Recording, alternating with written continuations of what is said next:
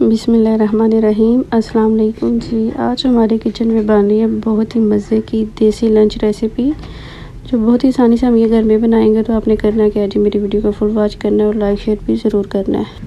इसे मिसी रोटी या बेसन वाली रोटी भी कहते हैं। पहले ये ज़्यादातर बनती थी तंदूर वगैरह में, ये ज़्यादा अच्छी बनती है, या तकरीबन बनती ही तंदूर में थी।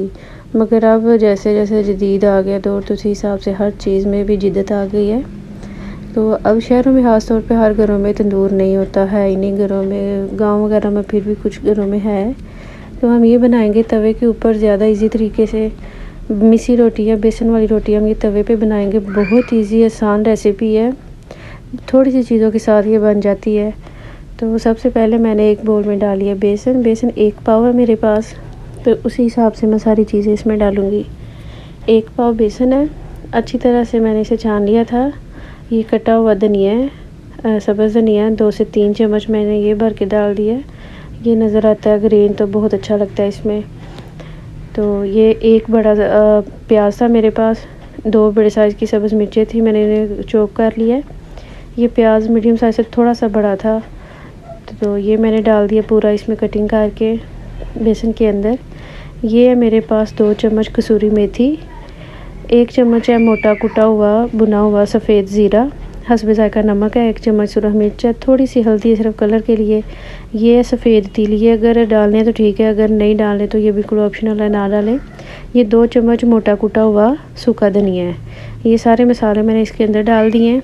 बहुत अच्छी तरह बेसन को मिक्स कर लेंगे। पहले ड्राई मिक्स किया इसे, तो बहुत ही आसान। ये देखिए सारी घर में ये चीज़ें होती हैं, तो बड़े आराम से ये सारा मिक्सचर हम ये घर में बना सकते हैं।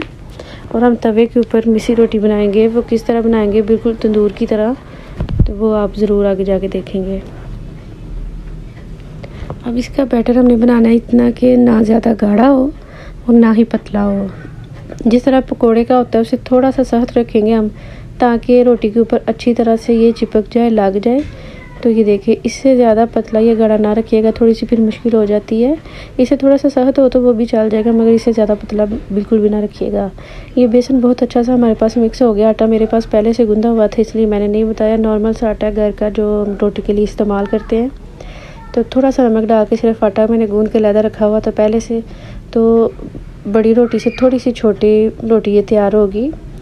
रोटी के साइज़ के मैंने पेड़े कर लिए हैं। दरमियानी सी रोटी तैयार करेंगे। थोड़ा सा छोटा पेड़ा है क्योंकि इसके ऊपर बेसन भी लगेगा। तो 5 पेड़े मेरे पास तैयार पड़े हुए थे, मैंने करके रख लिए हैं। तो पहले रोटी को हम बेल लेंगे, बिल्कुल सिंपल जिस तरह हम रोटी बनाते हैं। तो रोटी तैयार कर लेंगे। इधर हमारे पास पानी भी रखा हुआ है मैंने अपने पास, क्योंकि पानी की भी ज़रूरत पड़ेगी। और तवा मेरे पास है जो वो लोहे का तवा है। इधर नॉन स्टिक तवा बिल्कुल भी नहीं चलेगा, क्योंकि रोटी उसके साथ चिपकेगी नहीं। तो तवा लोहे का हो और अच्छा गर्म किया हुआ हो। ये देखिए रोटी है, रोटी के ऊपर पहले पानी लगा लिया। आप ये वाला काम आप हाथ के ऊपर रोटी रख के भी कर सकते हैं, मगर मुझे थोड़ी सी मुश्किल लग रही थी, फिर मैंने नीचे रख ली है। तो पहले मैंने रोटी के ऊपर ही थोड़ा सा पानी लगाया, ताकि बेसन अच्छी तरह से चिपक जाए। फिर आपको जितनी इसकी मकदार चाहिए हो, बेसन ऊपर लगा के अच्छी तरह से पूरी रोटी पे फैला लेना है। मैं इधर हाथ गीला करके इस्तेमाल कर रही थी बेसन लगाने में, तो ताकि ये मेरे हाथों पे भी ज़्यादा ना चिपके और बहुत अच्छी तरह से रोटी के ऊपर लग जाए। रोटी की दूसरी साइड पे बहुत अच्छी तरह से पानी लगाना है। तवे को बहुत ज़्यादा गर्म रखना है, ताकि रोटी डालते ही रोटी तवे के साथ चिपक जाए। ये देखिए तवा कितना ज़्यादा गर्म था, पानी बिल्कुल ड्राई हो गया है। तो ये रोटी बिल्कुल साथ अच्छी सी चिपकी हुई है। ये देखिए नॉन स्टिक तवा था मेरे पास, मगर मैंने पुराना यूज़ किया है। इसका हैंडल भी नहीं था, मगर ये कि इसके साथ रोटी अच्छी चिपक के पक गई है।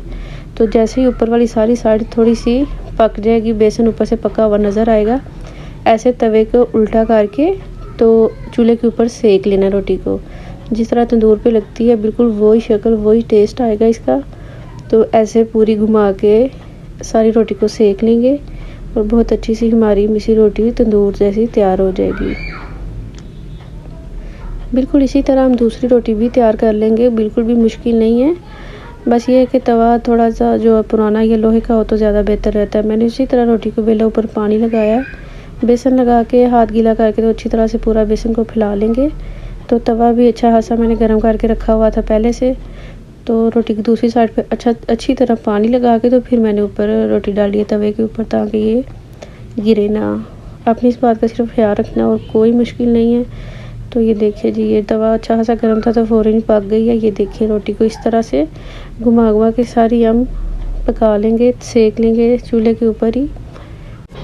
تو ادھر ہی بہت اچھی سی بیسن کی پکنے کی سمیل آ رہی تھی، بالکل بہت اچھی سی ہماری میسی روٹی تیار ہو جائے گی، بالکل تندور جیسی گھر میں۔ تو یہ دیکھیں، آپ بالکل تندور کی ضرورت نہیں ہے، ہر چیز بغیر اس کے بھی تیار کی جا سکتی ہے۔ تو روٹی دیکھیں بہت اچھی سی سیک گئی، اس طرح سے تھوڑی سی پکی نہیں تھی اس طرف سے، تو میں نے توے کو گھما کے پھر اس طرف سے بھی پکا لی ہے۔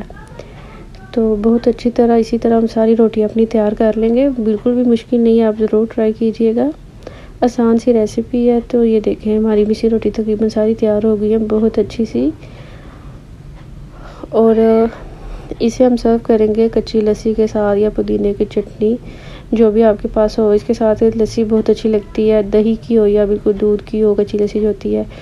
تو یہ ساری روٹیاں بن گئی تھی، میں نے اوپر لگا لیا گھی، نیچے اتار کے تو پھر گھی لگایا، برش کی مدد سے لگا لیا، چمچ کی مدد سے اس طرح سے گھی لگا کے تو پھر اسے سرو کریں۔ توے کے اوپر اسے گھی نہیں لگانا، تو اس طرح سے گھی لگائیں۔ دیکھیں جی، بہت اچھی سی مزیدار سی ہماری میسی روٹیاں تیار ہو گئی ہیں۔ بہت آسان ایزی سی ریسیپی، آپ ضرور ٹرائی کیجیے گا اور مجھے بھی کمنٹ کر کے بتائیے گا کہ آپ کو کیسی لگی ہے۔ اور خاص طور پہ گرمیوں کی دوپہروں میں اس طرح کا لنچ ہو تو زیادہ اچھا مزے کا لگتا ہے۔ تو انشاءاللہ جی پھر ملیں گے ایک نئی ریسیپی کے ساتھ۔ اپنا اور اپنے گھر والوں کا بہت سا خیال رکھیے، اور چینل پہ نئے ہیں تو لائک، سبسکرائب، شیئر بھی ضرور کر دیجیے گا۔ انشاءاللہ پھر ملیں گے جی، تب تک کے لیے اللہ حافظ۔